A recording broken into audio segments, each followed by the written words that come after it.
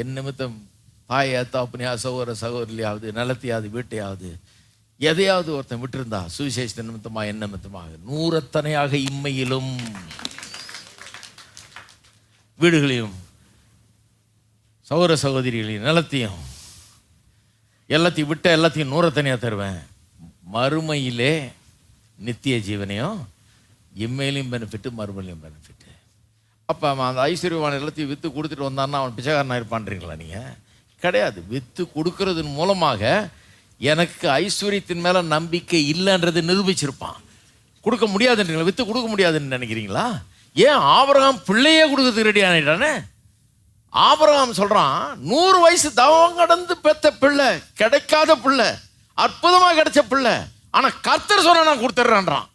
அவன் தான் கர்த்தரை நம்புகிற மனுஷன்.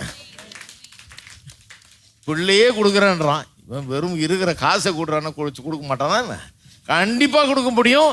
பிள்ளையை அற்புதமாக கொடுத்தவர் ஆபிரகாமுக்கு பிள்ளைய தருவார்னு ஆபிரகாம் விசுவாசிக்கிறான். சாம்பல்லேருந்து எழுப்பி தருவார்னு விசுவாசிக்கிறான். இவனும் கர்த்தரை நம்பி இருந்தான்னா, அவன் உள்ளம் கர்த்தரை மேலே விசுவாசம் வச்சிருந்தான்னா கொடுத்துருப்பான்.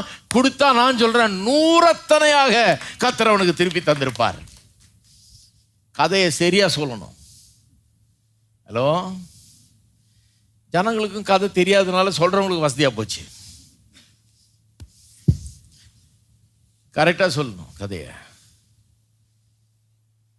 அப்போ நாம் எல்லாருமே ஒரு யாத்திரிகர்கள். அப்படிப்பட்ட யாத்திரிகள்னா என்ன? யாத்திரிகள்னா வீட்டை விட்டு வந்தவன் இல்லை. நிறைய பேர் வீட்டை விட்டு வந்து இப்பயே தெரிஞ்சிட்டு இருக்காங்க.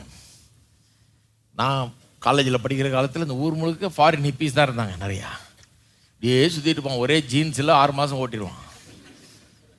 அழுக்குலேயே படுத்து எந்திரிச்சு 6 மாதம் ஓட்டிடுற ஆளுகள்லாம் இருந்தாங்க. அவங்கெல்லாம் ஒன்றும் யாத்திரிகர்கள் கிடையாது, பில்கிரிம்ஸ் கிடையாது, அவங்களாம் ஹிப்பீஸு. யாத்திரிகன் நம்ம சொல்கிறது என்ன? வேதவசனம் சொல்கிறது பரதேசியை சஞ்சரித்தான்னு. இந்த யாத்திரிகன் யார்? வெறும் வீட்டை விட்டு வந்தவன் இல்லை, நாட்டை விட்டு வந்தவன் இல்லை. இவன் கர்த்தரால் கட்டப்படுகிற ஒரு நகரத்தை நோக்கி செல்லுகிறவன். வீட்டையும் நாட்டையும் விட்டு வந்தான ஒழிய இடம் தெரியாமல் அலைஞ்சிக்கிட்டு இல்லை எந்த பிளாட்ஃபார்மில் படுக்கலான்னு. இவன் வந்து எல்லாத்தையும் விட்டுட்டு வந்திருக்கான். ஏன்னா இதை காட்டிலும் மிகவும் மேலான ஒன்றுக்கு நேராக பயணித்து கொண்டிருக்கிறான். அதை நோக்கி சென்று கொண்டிருக்கிறான். இது ஒன்றுமே இல்லை, அதனால தான் இதை விட்டு வந்திருக்கான். அது பிரமாதமான ஒரு இடம், அற்புதமான ஒரு வாழ்க்கை, அதை நோக்கி பயணித்து கொண்டிருக்கிறான். இருக்கீங்களா? எத்தனை பேர் ஆரம்பிச்சிட்டீங்க?